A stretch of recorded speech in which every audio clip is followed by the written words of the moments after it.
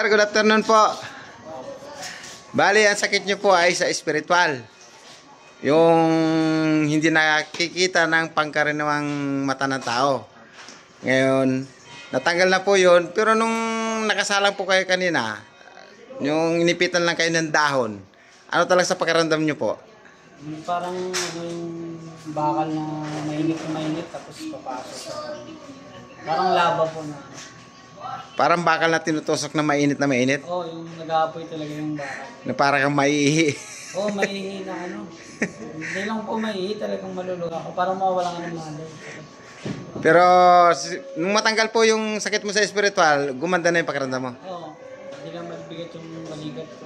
Pero para ka lang nagkukunwara, no?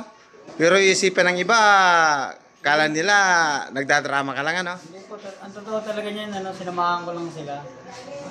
Ngayon, bigla lang yung pagpatingin mo. Oo, sabi kasi nung partner ko po, pa-check. Pero okay na po pakiramdam niyo po. Oo, sir, okay na. Taga saan po kasi kayo, sir?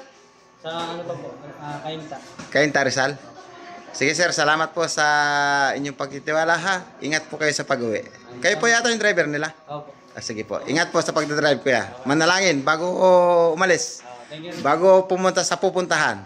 At makauwi kayo ng mapayapa hanggang sa makarating sa inyo. Bye-bye. Thank you po. Bye-bye.